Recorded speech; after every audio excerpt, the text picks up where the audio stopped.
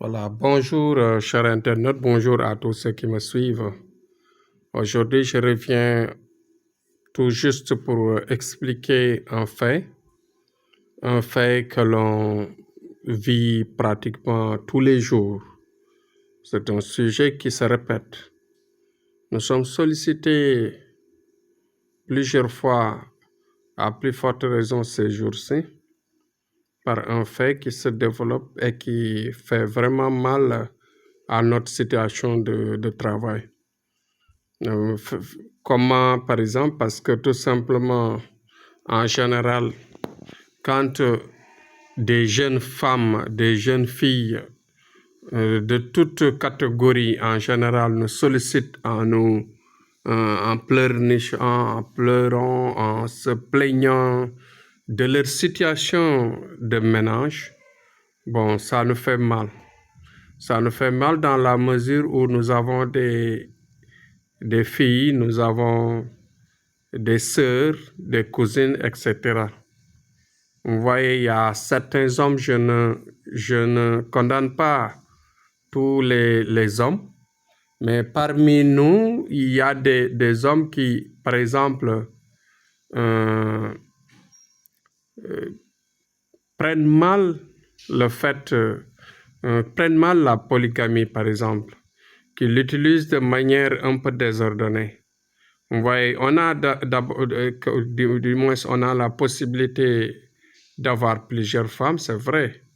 Nous avons la latitude de courir derrière certaines femmes qu'on veut, mais il y a la manière, parce que je ne peux pas concevoir, par exemple, quelqu'un qui épouse une jeune fille et qui l'abandonne et qui passe le plus clair de son temps à côté d'une femme qu'il n'a pas encore mariée, d'une femme qu'il n'a pas encore épousée, et que cette femme-là l'envoûte de son gré, parce que en général, les hommes sont obsédés par certaines beautés, par certaines femmes qui, en un certain moment, ils se laissent faire, ils se laissent faire, et que ces maîtresses-là en font ce qu'ils veulent, de ces hommes-là, de ces maris d'autrui-là, et que en un certain moment, la femme qui est épousée, la jeune fille qui est épousée, en général, c'est elle qui perd, elle qui passe tout son temps à être abandonnée. Le mari, quand il vient, il change, il se comporte mal, parce que tout simplement, il y a des envoûtements, il passe son temps avec une autre femme, et que la femme elle-même, avec sa maîtresse, et que la femme elle-même passe, sait très bien que son mari était avec une maîtresse. Ouais, donc c'est des faits qu'on vit, c'est des faits qui se répètent, que notre société est en train de banaliser, notre société est en train de jouer.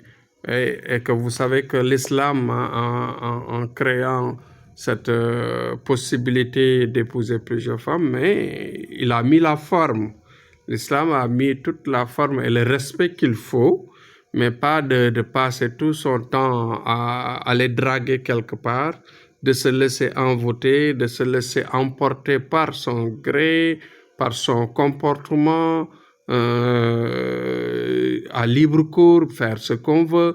Quand on revient au foyer, se comporter mal avec sa femme légale, etc. Donc, c'est des comportements auxquels je lance appel à nos amis, à nos camarades hommes, à éviter ces comportements, parce que les femmes qu'on leur donne aussi, c'est des femmes respectueuses qui sortent des belles familles, des femmes en général très éduquées, qui ont besoin tout simplement du respect et de passer un bon ménage pour leur vie.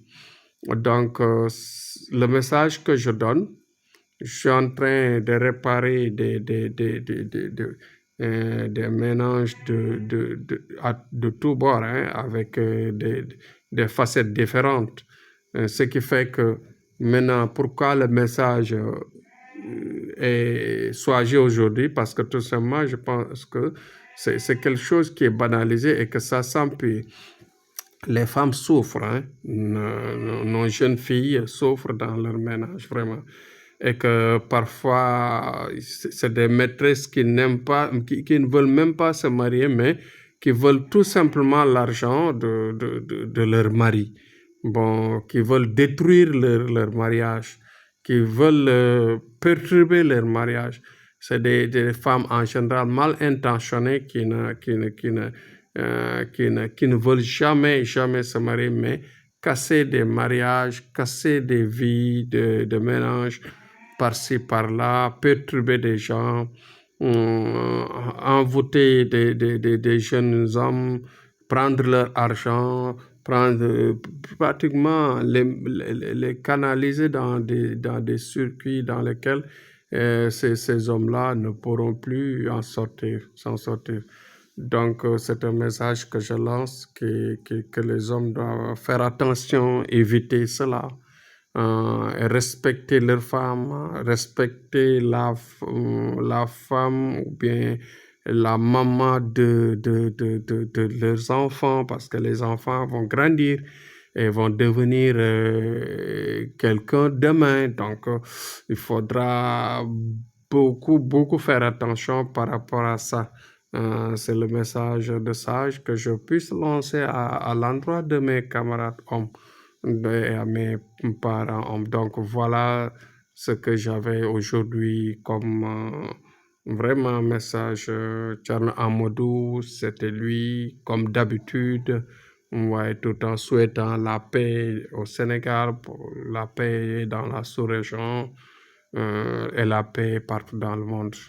On ne pourra pas encore terminer sans pour autant prier sur le prophète sallallahu alayhi wa sallam, que Dieu lui accorde toute la lumière de l'univers encore de plus, pour que demain, pour qu'il nous enveloppe dans sa lumière